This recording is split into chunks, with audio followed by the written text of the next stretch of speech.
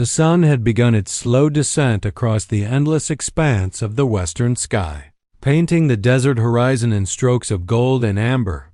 Emma had wandered farther than she intended, following a stream that cut like a silver thread through the parched earth.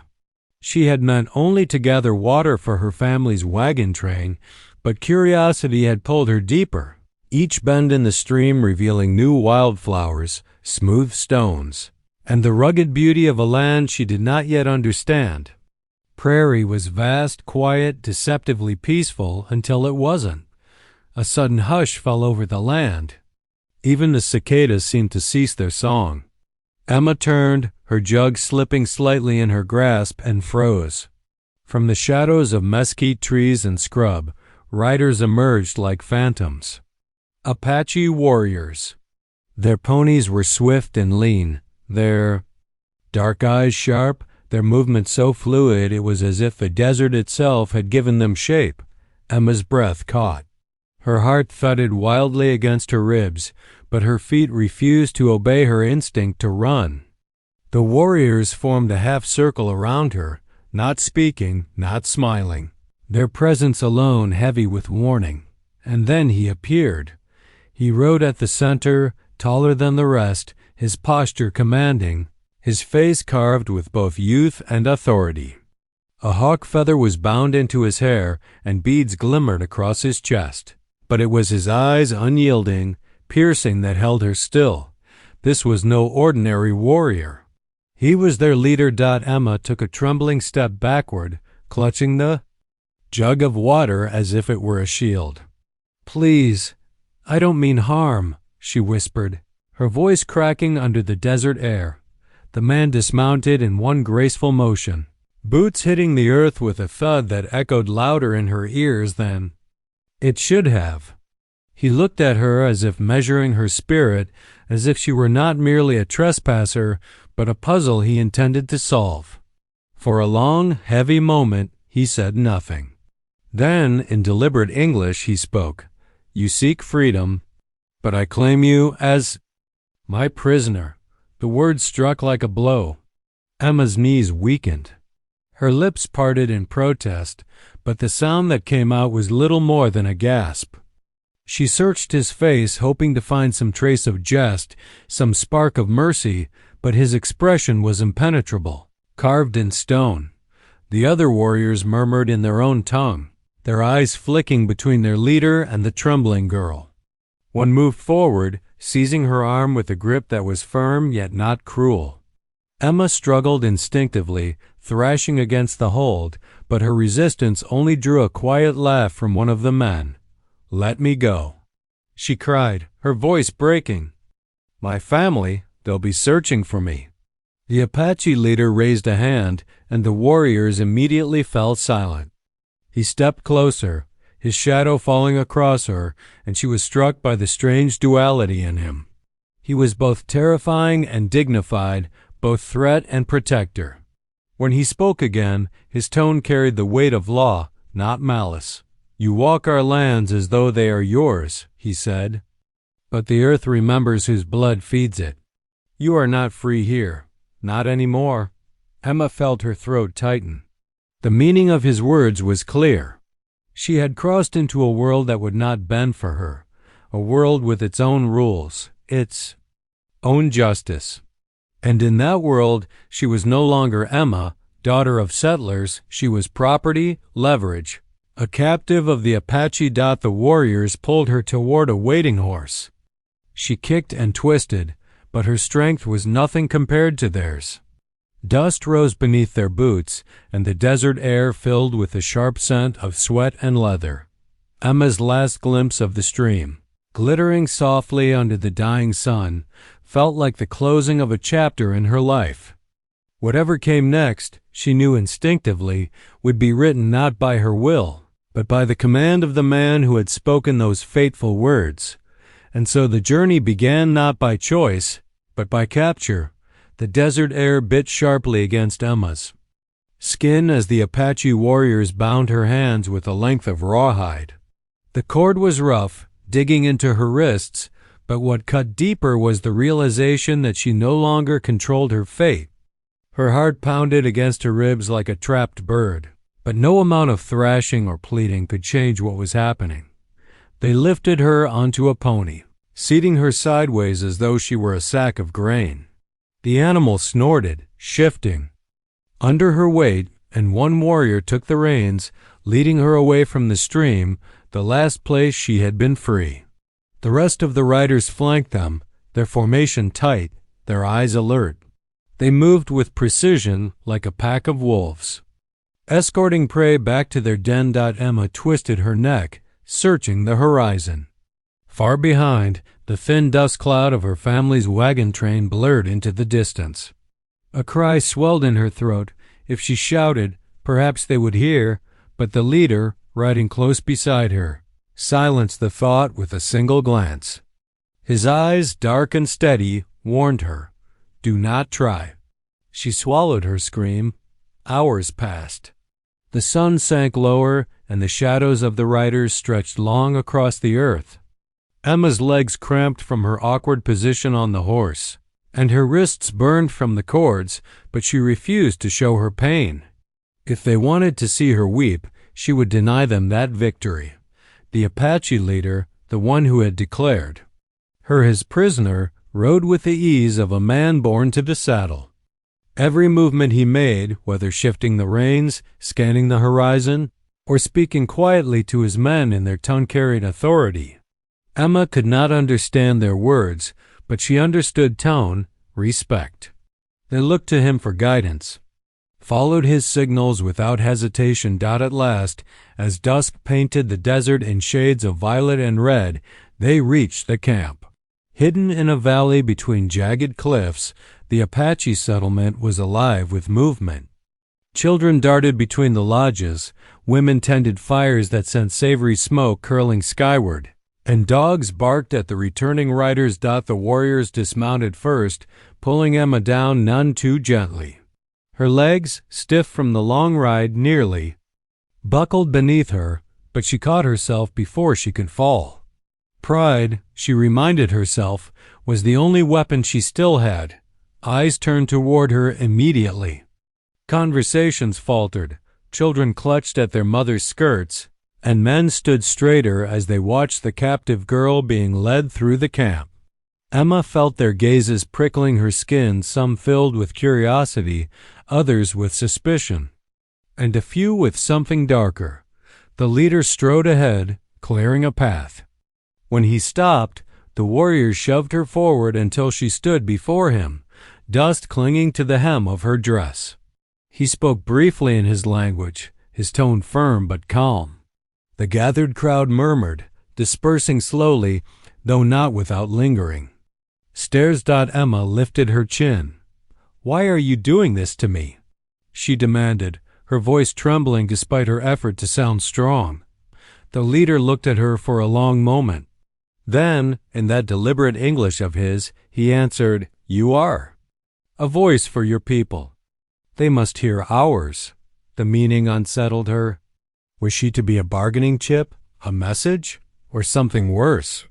Her stomach churned with fear, but she bit her tongue, refusing to give him the satisfaction of further questions. Two women approached, their expressions unreadable, and the leader gestured toward Emma. They took her by the arms and led her to a lodge at the edge of the camp. Inside, the space smelled of smoke and sage, its walls lined with hides and woven mats. A blanket was thrown onto the ground, and the women motioned for her to sit. When they left, Emma finally allowed herself to collapse onto the blanket. Her wrists throbbed, her body ached, and her mind raced with the weight of what had unfolded. Somewhere outside, the camp buzzed with life, laughter, and music, an ordinary evening for them. But for her, it was the first night of captivity. And though fear pressed against her chest, another thought took root in her mind. She would not break. Whatever trials awaited her, Emma swore silently she would face them with defiance. Yet as she closed her eyes, the image of the leader's piercing gaze lingered, unsettling and unshakable. His words echoed again, "You seek freedom. But I claim you as my prisoner." and Emma realized with dread that her story in this place had only just begun. The first morning of captivity broke with the cries of ravens circling overhead and the scent of smoke drifting through the hide walls of Emma's lodge. She woke with a start, her body stiff from the hard ground, her wrists sore where the rawhide had been tied the day before. For a fleeting second, she thought she had dreamed it all, the riders, the capture, the burning words of their leader. But the low murmur of voices outside and the unfamiliar cadence of the Apache tongue made the truth undeniable. She was a prisoner. When two women entered, carrying bowls of corn mash and dried meat, Emma's stomach growled despite her fear.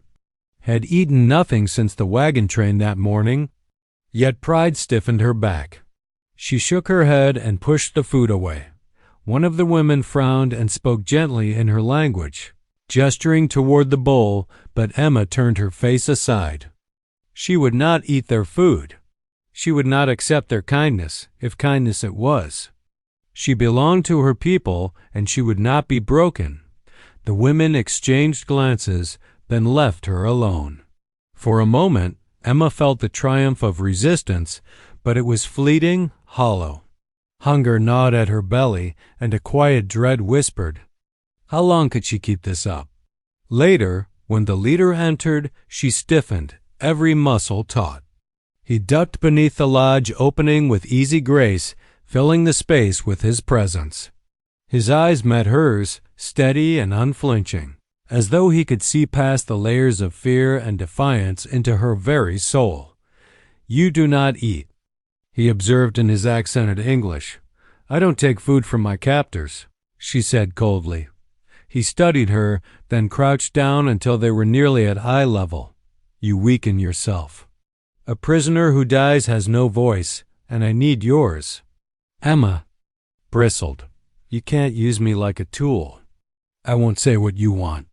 Something flickered in his gaze, amusement, perhaps, or admiration. We shall see. Their words clashed like blades, each syllable heavy with meaning.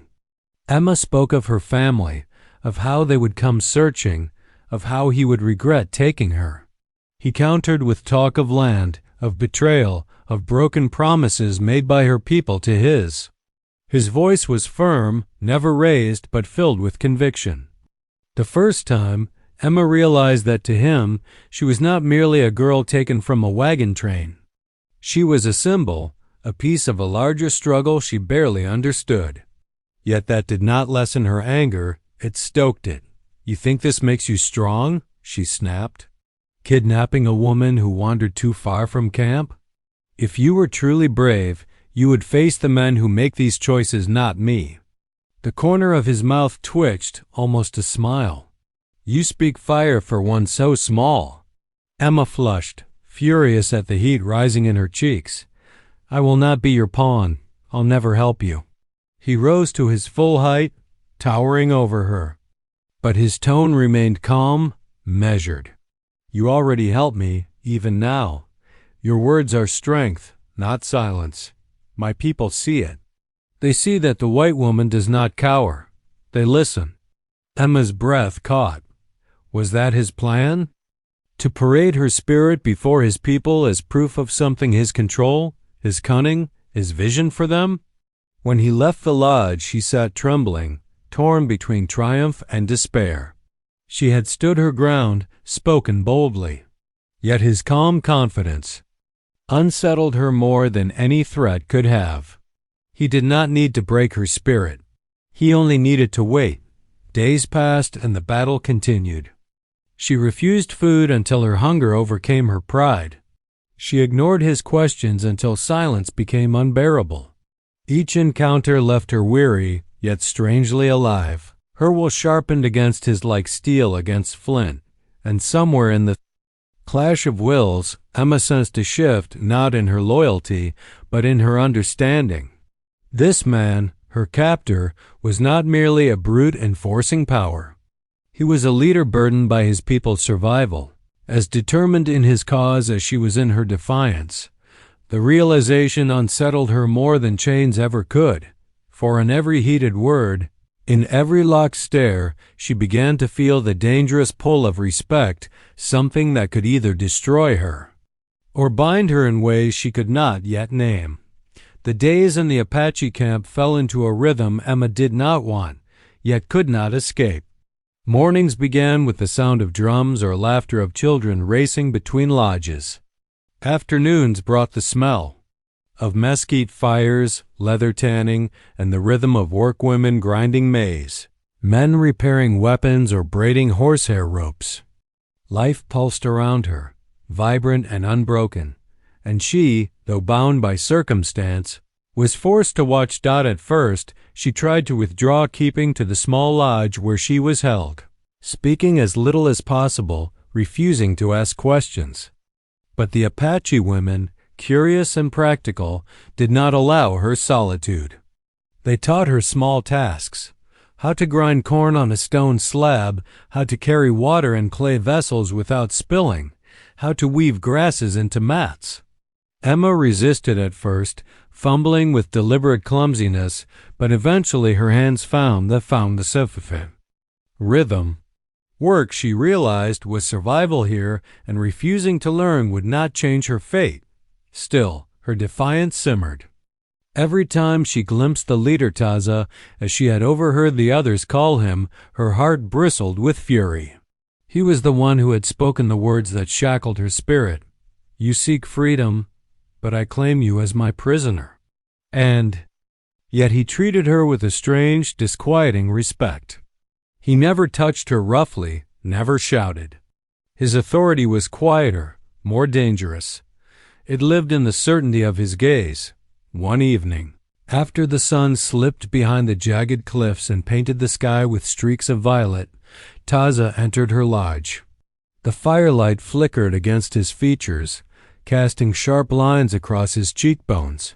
He sat cross-legged across from her, silent for a long moment, as if choosing his words with care. "You wonder why you are here," he said finally. Emma lifted her chin, her voice sharper than she intended. "You made that clear. I'm your prisoner, a trophy." His brow furrowed slightly, but his tone remained calm. "Not a trophy, a message." Her stomach tightened. "To whom?" "To those who come with wagons, with rifles, with plows. To the ones who cut the earth and leave it bleeding." His eyes darkened. "Your people drive us from the rivers, from the hunting grounds. They promise peace, then bring soldiers. They speak of land as if it can be owned. But this land is alive. It remembers." Emma swallowed hard, her pulse quickening. She had heard whispers on the trail, rumors of broken treaties, of conflicts between settlers and the tribes. But to hear it from his lips in the heart of his camp carried a weight she had not expected. "And me?" she pressed. "How does taking me help your cause?" "You are proof," he said simply. "Proof that we can reach into their world, that their fences and guns do not protect them. When your people speak of danger, they will speak of you." The words chilled her, yet something in his voice kept her from recoiling. He was not gloating. He spoke with the solemnity of a man burdened by necessity. Emma's breath trembled in her chest. "So I'm nothing but a weapon to you." Taza leaned forward, his gaze steady. "You are more than that. You are a bridge. Your voice carries weight with your people. You can tell them what you see here, that we are not savages, but men and women fighting to live." His words disarmed her more than any threat could. 4. The first time since her capture, Emma saw the layers beneath his command, the weight of leadership, the desperation of a people clinging to their way of life. He was not merely her captor. He was a man standing against a tide too vast to stop. Still, she clenched her fists. "Even if I believed you, even if I saw your world the way you do, they would not listen to me. To them, I am only a girl. A lost one at that." Taza's eyes softened, just slightly. "Then perhaps your strength is greater than you know." The fire between them crackled, filling the silence that followed. Emma turned her face away, unwilling to let him see the confusion in her eyes, for she hated him, truly she did. He had stolen her freedom, torn her from her family, bound her fate to his. And yet, a part of her could not deny the strange gravity of his words or the haunting conviction in his voice. That night, as she lay awake on the rough blanket, she realized with a shiver that the true battle was no longer for her freedom. Alone it was for her heart's allegiance, caught between two worlds. The order to break camp came before sunrise. The Apache moved with swift, practiced hands rolling hides, tying bundles, dousing the fires until only faint wisps of smoke curled into the pale morning sky. Horses were saddled, children lifted onto travois, weapons strapped securely. To Emma's astonishment, what had seemed a permanent village the night before vanished within the span of an hour, as though the earth itself had swallowed it. She was given no choice but to go with them. A warrior led her to a small, dun-colored pony. The rawhide binding was gone now. Perhaps Taza trusted she had nowhere to run, but the unspoken leash of fear remained. Emma mounted stiffly, her body still sore from the long ride days earlier. The column of riders wound its way out of the valley and into the open desert. At first, the land looked merciless to Emma's eyes. Red cliffs that rose like jagged teeth, stretches of dry grass that whispered in the wind, sun glaring down without pity. Yet as the hours passed, she began to notice details she had once overlooked, the glimmer of a lizard darting between stones, the sudden bloom of cactus flowers, the hawk circling high above. What seemed barren was, in truth, alive. The tribe moved with a rhythm born of long familiarity. Scouts rode ahead, watchful for danger. Women balanced bundles on their backs, walking tirelessly beside the horses. Even the children seemed to understand their part, never whining, never lagging. Emma felt clumsy and out of place among them. Her pale dress soiled, her hands unskilled, her silence heavy-dot by midday, the sun scorched overhead. Sweat trickled down her back, and her lips cracked with thirst. When a stop was finally called, she nearly collapsed sliding off her horse. Her legs trembled as she knelt by a stream where the others drank. She cupped water in her hands greedily, splashing her face, gulping mouthfuls that cooled her burning throat. It was there that Taza approached. His shadow fell across her, and she looked up, startled. He carried a strip of dried venison in his hand and held it out to her. Emma hesitated.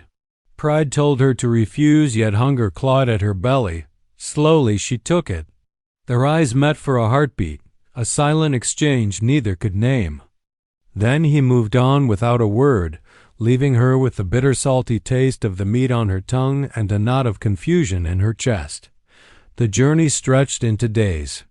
Storms swept across the plains, drenching them in sudden, merciless rain.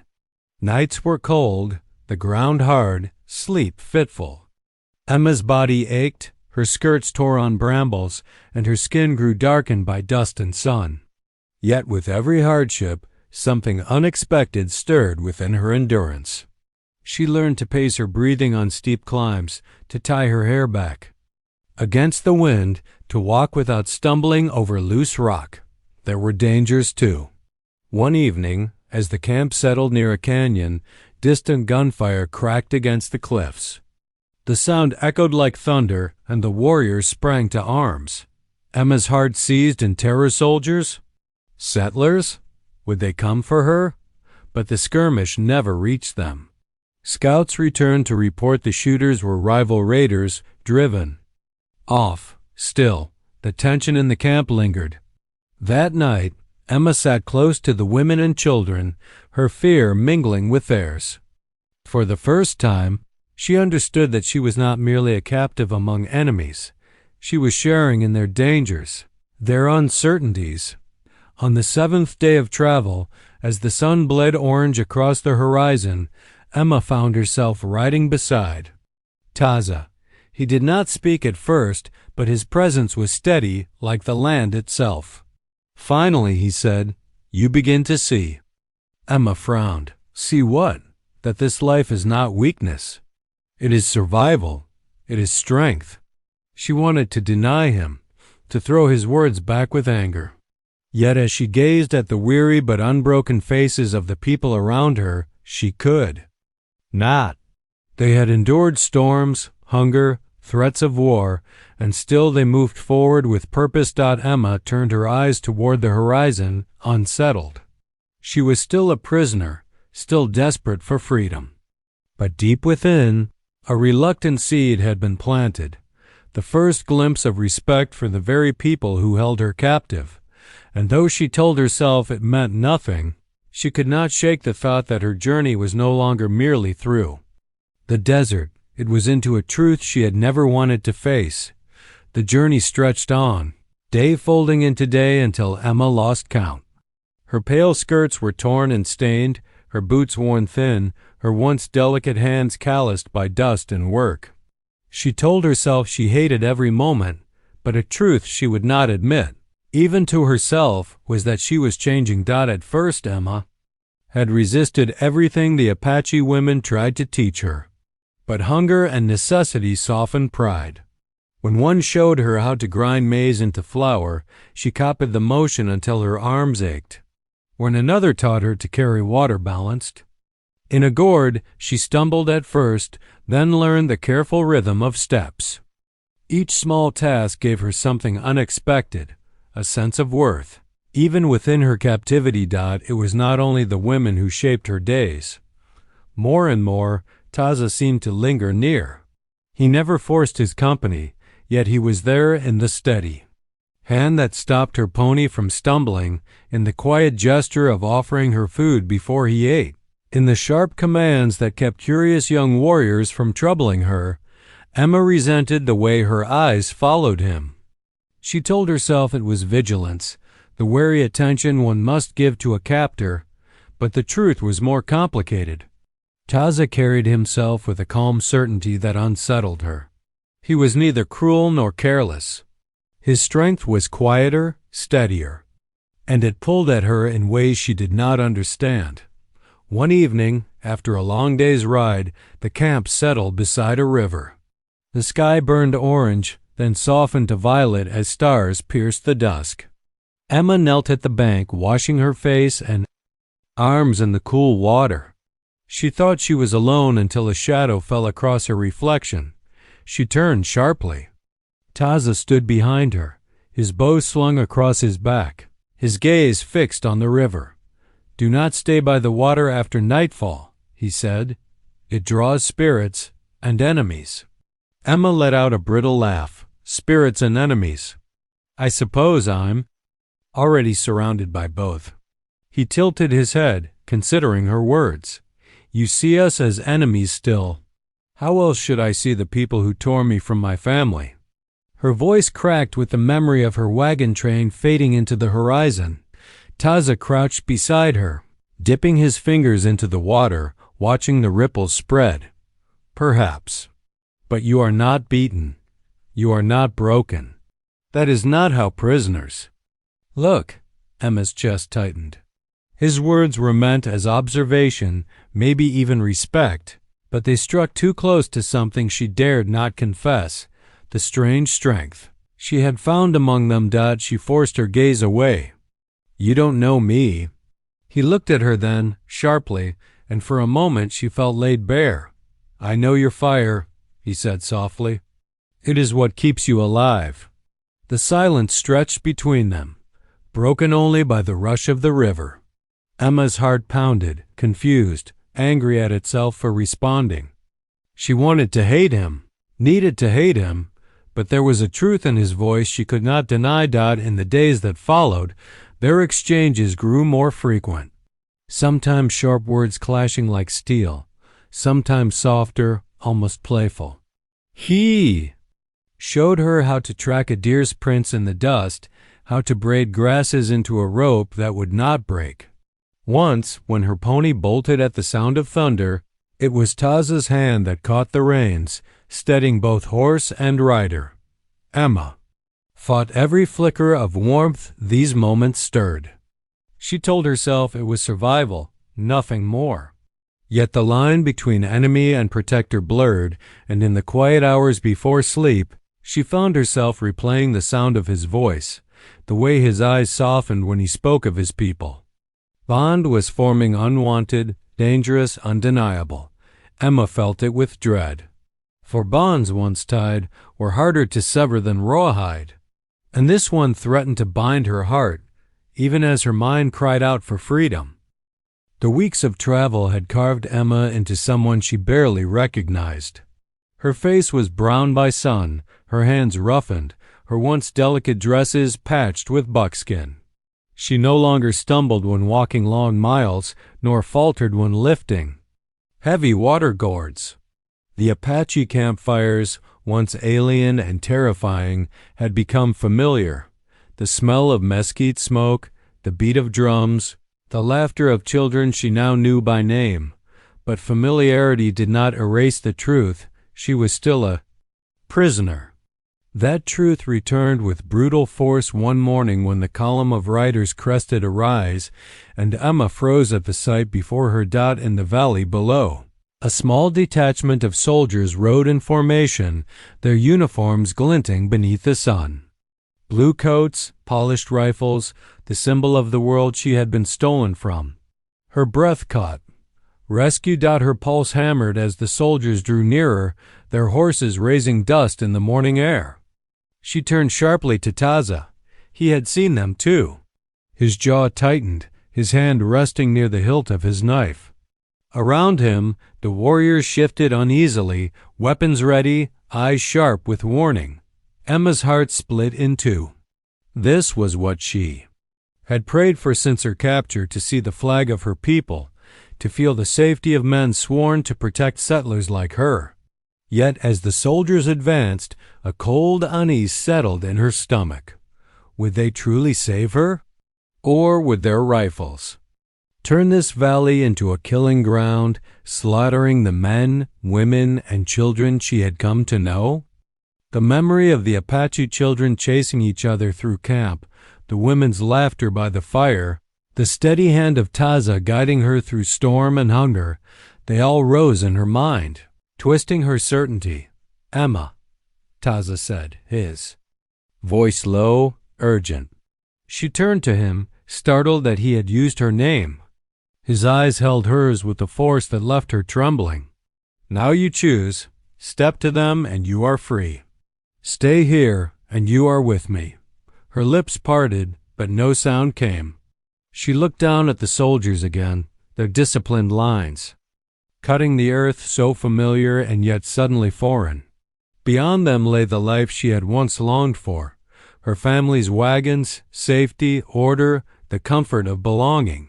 And yet it felt distant, blurred, as though she had crossed a threshold she could never fully return from. The soldiers called out when they spotted her, voices carrying across the valley. One raised a hand in greeting. Emma's throat tightened. She should have run to them, should have cried for rescue, but her feet remained rooted behind her. The Apache warriors waited in tense silence, watching their leader.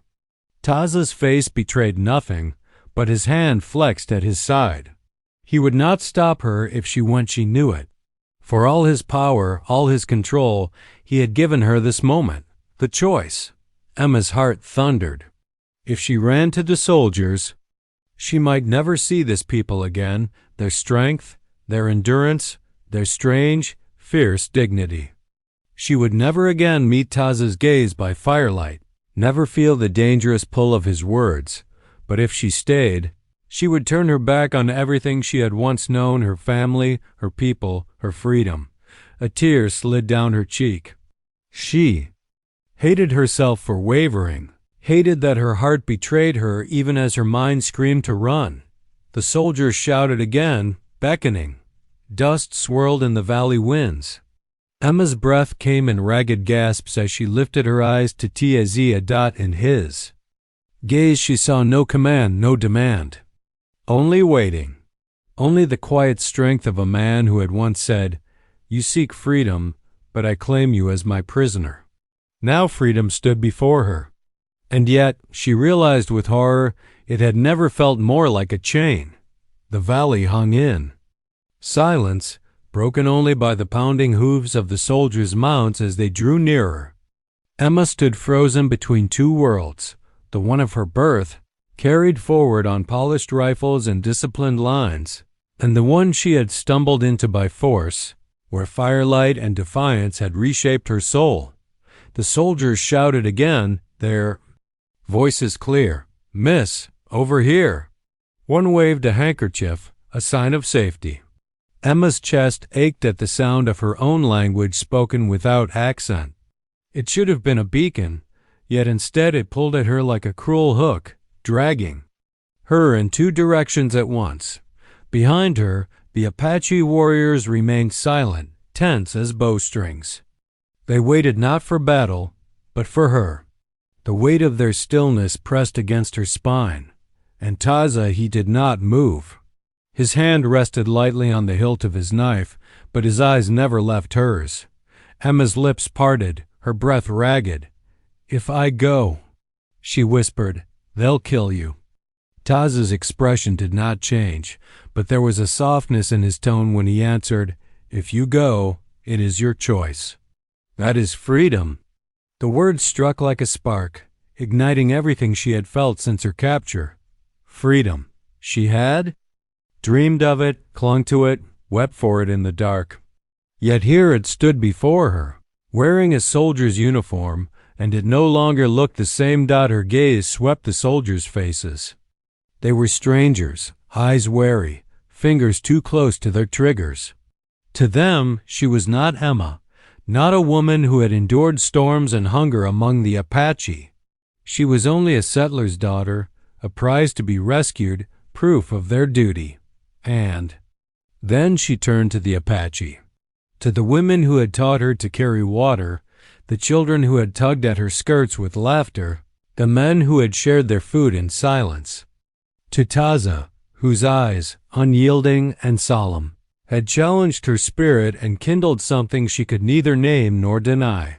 Her heart split in two, and then, with a clarity that startled her, it chose. Emma stepped back, away from the soldiers, toward Taza.